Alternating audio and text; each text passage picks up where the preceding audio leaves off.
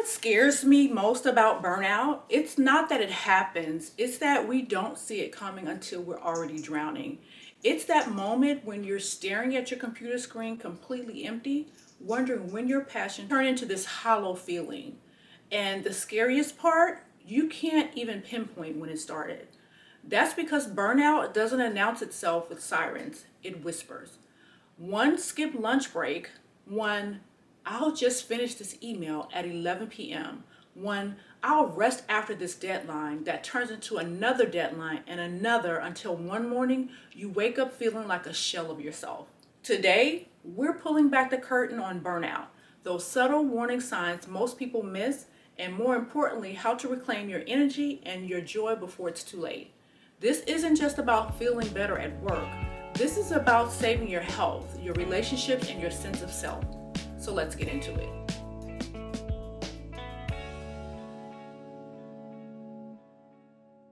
Now let's start with something important: burnout. Burnout isn't just being really tired, it's much deeper than that. And it shows up in ways you might not expect. Here are the warning signs I wish someone had told me to watch for. First, you're exhausted no matter how much you sleep. This was my first clue something was wrong.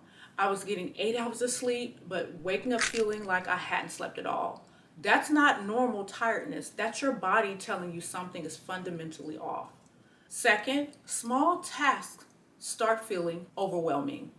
I remember standing in my kitchen one night, staring at a pile of dishes and feeling tears well up because it just felt like too much. When things that used to be easy suddenly feel impossible, that's not laziness, that's burnout. Third, and this one is sneaky, you start feeling detached from your work and life. You notice yourself caring less about projects you used to love. Meetings feel pointless. Friends invite you out and you can't. Not because you're busy, but because you feel nothing about it either way. And fourth, your fuse gets shorter. Little things that never bothered you before suddenly becomes infuriating. A colleague asks a simple question and you have to fight the urge to snap at them. That irritability, classic burnout sign. If any of this sounds familiar, please don't brush it off. These aren't character flaws or signs of weakness. They're your mind and body waving red flags, begging you to pay attention before things get worse. So why do we keep pushing through even when these warning signs are flashing right in front of us? I think it's because we've normalized burnout culture. We celebrate the hustle. We wear busyness like a badge of honor. I'm so tired has become our standard greeting. I was guilty of this myself. I kept telling myself, everyone feels like this. This is just adult life. Adulting. After this lunch, I'll take a break. If I slow down now, I'll fall behind. These thoughts kept me going straight into a wall, and I see the same pattern with friends, with colleagues, and so many of you who've shared your stories with me. But here's what I need you to understand. If you physically injured yourself, if you sprained your ankle, or if you broke your arm, would you just push through all the pain? Would you keep walking on that injured ankle? Of course not. You'd rest. You'd heal. You'd give yourself time to recover. Burnout is a real injury. It's not just in your head. Studies show it affects your immune system, your heart health, your sleep patterns, and even changes your brain chemistry. Ignoring it doesn't make you stronger. It guarantees the damage will be worse and the recovery longer. All right, now let's talk about how to actually recover from burnout, or better yet, catch it early and turn things around. First and most important, you need to set clear boundaries and actually stick to them. This was the hardest but most transformative change for me. Start small. Maybe it's not checking email after 7 p.m. Maybe it's blocking lunches on your calendar so meetings can't creep in.